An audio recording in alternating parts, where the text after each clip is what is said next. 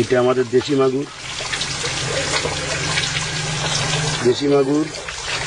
আপনারা দেখছেন এগুলো সব দেশি মাগুর, ফুল লোকাল মাছ।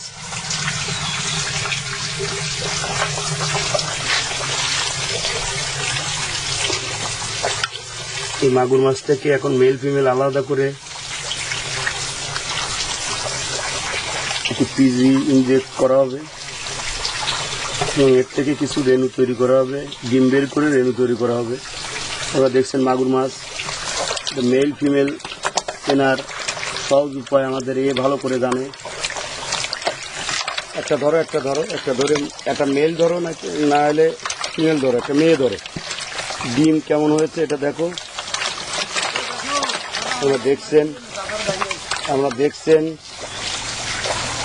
এটা মাগুর মাছ, দেশি মাগুর।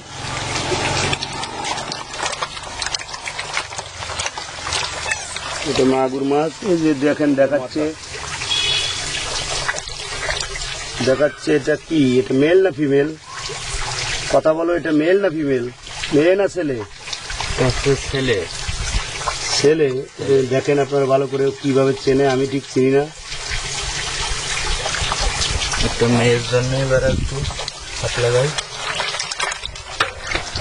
দেখেন কিভাবে চেনে এটা পুরুষ, এটা মেয়ে খুঁজে পাচ্ছে না ঠিকভাবে। ছোট না বড় দেখে একটা ধরো। দেখছেন পানি নাই, ড্রামের ভিতরে পানি নাই এবং আরো আসছে মাছ। এটা মেয়ে। আপনারা দেখছেন এই যে ডিম চলে আসছে। এটা কি বেশি চাপাচাপি করো না, দেখি আলাদাভাবে রেখে দাও, আলাদাভাবে একটা ড্রামে রেখে দাও। মেল ফিমেল গুলো আলাদা করে ফেলো। আমরা এখন এই মাগুর মাছ নিয়ে কিছু কাজ করব, বাচ্চা তৈরি করব।